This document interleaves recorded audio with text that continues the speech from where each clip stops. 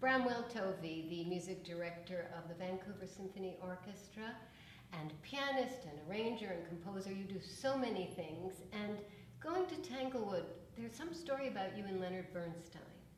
Oh, it goes back to 1986, and the London Symphony Orchestra were presenting a Leonard Bernstein festival at the Barbican in London. I was a young conductor, just fresh out of the barn, as it were, and I got a call at 2 in the morning from Clive Gillinson, who now runs Carnegie Hall, was then running the LSO. And Clive said, could you be on deck at 10 a.m. tomorrow?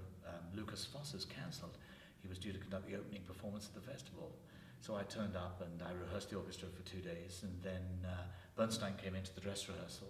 I met him, he came to my concert, and afterwards he was fantastic, so encouraging, and he said, why don't you come to Tanglewood this summer? I'm in residence there. So I went as a visiting artist in '86, and then there was a 25-year gap, and I made my own debut at Tanglewood last summer, and so going there for the first time is one of the most extraordinary memories of my career, actually.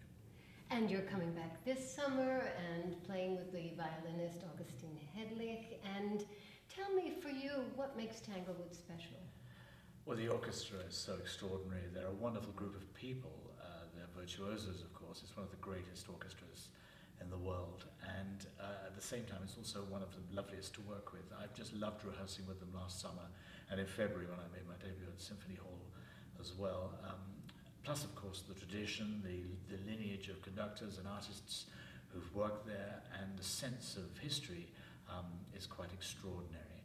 And the ambience, of course, it's just a beautiful park, and the shed, and the acoustics are terrific. And the Berkshires. And the Berkshires are so sorry, lovely. the Berkshires. You can understand really why the British didn't want to give it up in 1776. Well, I'm terribly sorry about that little fracas, but it's just a beautiful, gorgeous place.